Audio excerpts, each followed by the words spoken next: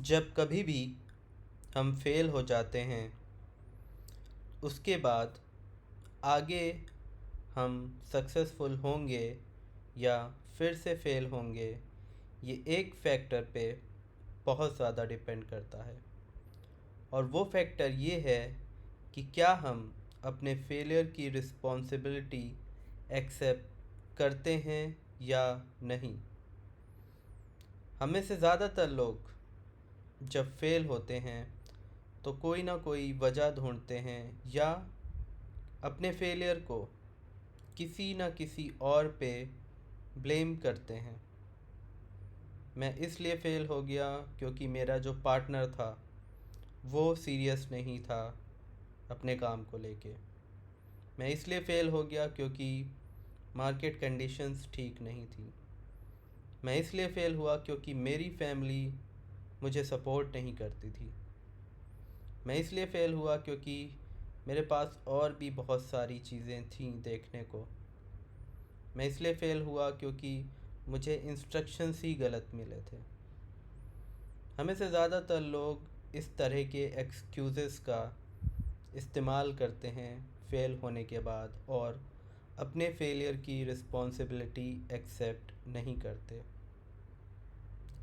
यहाँ पे कहने का मतलब ये नहीं है कि जब भी हम फेल होते हैं तो गलती हमारी ही होती है। नहीं, ऐसा भी नहीं है। जब भी हम फेल होते हैं कई बार एक्सटर्नल फैक्टर्स या एक्सटर्नल इंडिविजुअल्स की वजह से होते हैं, ये सच है। लेकिन जब तक हम ब्लेम गेम खेलते रहेंगे, जब तक हम ये रिस्पॉन्सिबिलिटी एक्सेप्ट नहीं करेंगे पूरी तरीके से कि अगर मैं फ़ेल हुआ हूँ तो खुद की वजह से हुआ हूँ, तब तक आगे भी हम फेल होते रहेंगे।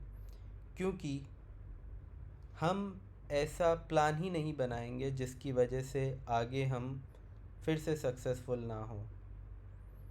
यानी जब आप फेल होते हैं और अपने फेलियर की रिस्पॉन्सिबिलिटी को एक्सेप्ट करते हैं तो आप आगे की अपनी तैयारी को और बेहतर करते हैं। आपको पता होता है कि ये कंडीशंस थी, ये रीज़न्स थे जिसकी वजह से मैं फ़ेल हुआ। आप एक पूरी चेकलिस्ट बनाते हो और डिसाइड करते हो कि अब की बार मैं इन फैक्टर्स को अफेक्ट नहीं करने दूंगा। तो फेलियर की रिस्पॉन्सिबिलिटी एक्सेप्ट करने का ये मतलब नहीं है कि हमने माना कि हम खुद की वजह से फ़ेल हुए हैं। फेलियर की रिस्पॉन्सिबिलिटी एक्सेप्ट करने का मतलब ये है कि हम चाहते हैं हम आगे सक्सेसफुल हों और इसके लिए कोई भी फैक्टर जो हमारे फेलियर को इनिशिएट कर सकता है हम उसको रोकें। तो अगर आप भी लाइफ में किसी भी प्रोजेक्ट में, किसी भी इवेंट में, किसी भी एग्ज़ाम में अगर कभी फ़ेल होते हैं तो ध्यान रखें, हमें दूसरों को ब्लेम करने की ज़रूरत नहीं है। हमें कंडीशंस को, एनवायरनमेंट को ब्लेम करने की ज़रूरत नहीं है।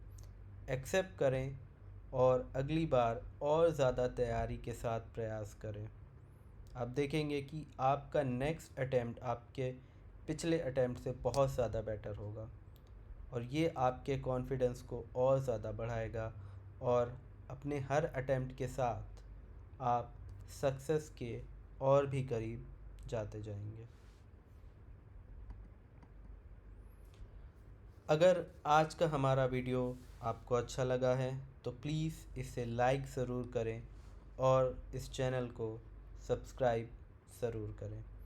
कमेंट सेक्शन में प्लीज़ हमें लिख के बताएं कि इस वीडियो का आप पे क्या इम्पैक्ट हुआ, क्या आपके लिए ये यूज़फुल है। सो प्लीज़ हमें बताएं बिकॉज़ आपके कमेंट्स हमारे लिए बहुत ज़रूरी हैं। Thank you.